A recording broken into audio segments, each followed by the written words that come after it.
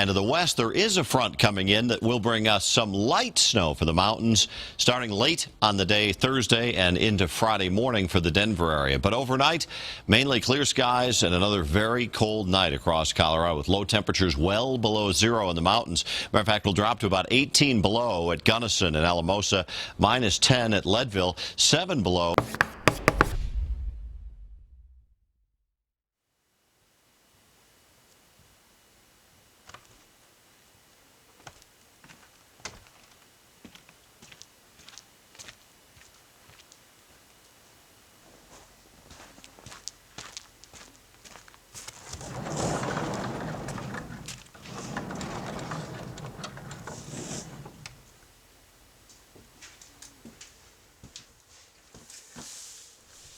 Hey everyone, welcome to Cabin Fever 11. It's friggin' chilly outside. Luckily, phase 2 of cabin winterization operation is complete. We're rolling into phase 3, going space age, putting Mylar on that back wall and up on the roof. We're going to reflect some heat. You'll also see later in the video a heat box captures some heat, pumps it around the garage. It might be like negative 47 outside. I don't give a shit. This place is going to double as a sauna if I want it to be. So far things are going decently well. It is pretty chilly outside, and you see I'm working in a t-shirt. Pretty sweet. Pretty sweet. I'm actually narrating in the gym right now, letting my feet stay toasty next to the fireplace.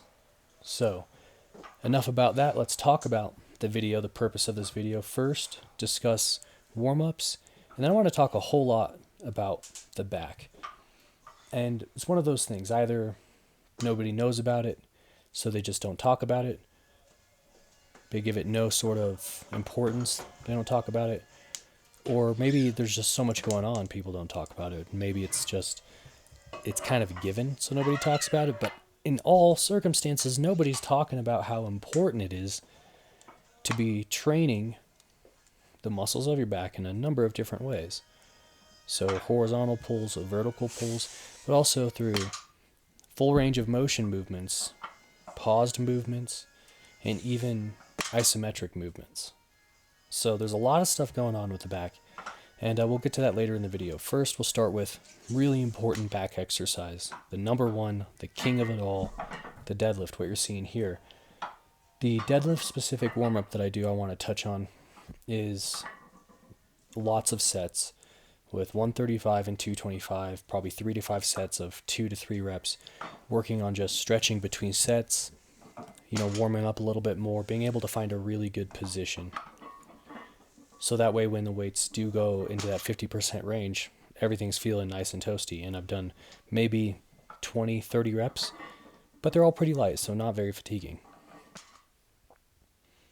The gym, you might notice, rearranged, but I've also cleaned up the platform a little bit, made the boxes nice and neat, and built myself the platform. So while it might look like I'm doing deficits, everyone's on level there. So pretty cool that that's done, and makes these deadlifts a whole lot easier. Strapping up, because the T2 that you're not going to see is some slingshot bench. I didn't want my hands to be tired holding a bunch of weight above my face.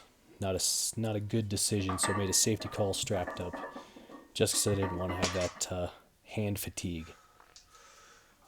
So now I want to talk real quick about the deadlift, why it's important, and why a specific type of back strength needs to be developed. And this is isometric strength. We're talking being able to hold a position against full contraction, or even just that bar on your back in the squat. You need to be able to have a very strong contraction. You need to be able to hold that position quite well, because if you don't, you kind of suck. These beltless deadlifts that you saw me doing, one of those things that helps me hold position. Take the belt off, got to pay a lot closer attention to what position I'm in, not just for safety reasons, but also for efficiency reasons. If you're in a bad position, your strength is going to be compromised, that speed will be compromised. So it's really important that you develop the strength of just the positions you're in, that isometric strength.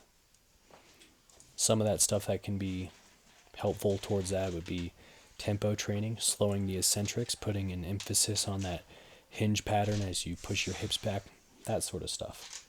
Transition into some accessories now, though. This is a part that really nobody ever talks about with the back, and I have no understanding why it's so heavily important.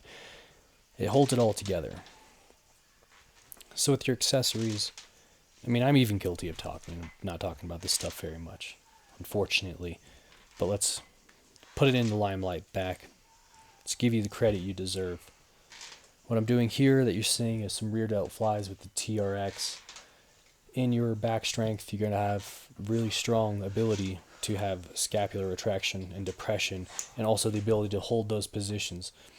So doing those tempo flies with body weight, tempo rows, even pausing your rows, pausing your pull-ups and stuff at the top, all really great things to help develop your back strength. Those are different things that you can do. Wrap it up with some curls, you're good to go. So this is just one workout. We'll roll into another one. Also talk about some other things that are going to be helpful for back strength and also for your deadlift. So with your back, I mean, the accessories are almost limitless. I will list a whole bunch at the end, and ultimately stick to the standards of the GZCL method. Those 3 tiers, those volume, and those intensity guidelines are going to be pretty good. And the problems that I have physically actually don't stem from doing things like, pull-ups that jacked my shoulder up. No, it was, hiking with a pack. It wasn't, doing deadlifts that jacked up my hips, although sumo deadlifts did exacerbate it, and I was dumb and wasn't paying attention. But I immediately quit that.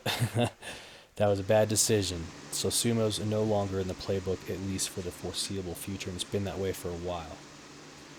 Hips are feeling all right, chilling. That's the heat box. This is a workout the next day, I think.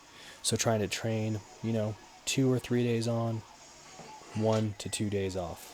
Not really sticking to a weekly schedule here. The front squat. Another thing that's going to require a ton of isometric strength. You got to hold that rack position, keep that back in that upright position. A lot of stuff's working back there. So through your accessories, you can train those specific skills, which will then carry over to your ability to do that movement. So it's not just doing ab planks. It's going to help you hold a position. You got to pay attention to what's going on the backside. And the funny thing about it is, by doing full range of motion back exercises like those flies, letting my scapulas get pulled forward, going into a really good stretch position, it's also strengthening my ability to work through greater range of motion and give me more flexibility through strength training. And that's through using intelligent accessories that are isolations for your back, but also a lot of isometric training with your back. Not videoed would be a paused row. One of my favorite go-tos, basically a barbell row, but you pause it for 1 or 2 seconds at the chest. Try to use little body English, hold a position well. Probably one of my favorites there. So, wrapping up this video, you see me struggle to death on these front squats. A far cry from my best at 405, but we're going to get there. I'm getting back into the front squat. No longer going to be, a pansy about the wrists. Can deal with the pain. The gains genie is worth it. Front squat is glorious. So, wrapping up this video, do your front squats, do your deadlifts, make sure you're holding strong positions. That beltless option is always there. It's always a smart option too. Make sure you're learning how to brace well, hold isometric positions well. A ton of accessories are available to you. Check out those T2s and T3s. T3s are the ones that are usually better left just a little bit lighter. Things like flies and stuff like that. So make sure you're having a variety of these things, and make sure you're actually pairing them up for a reason. Don't just do an exercise because somebody told you.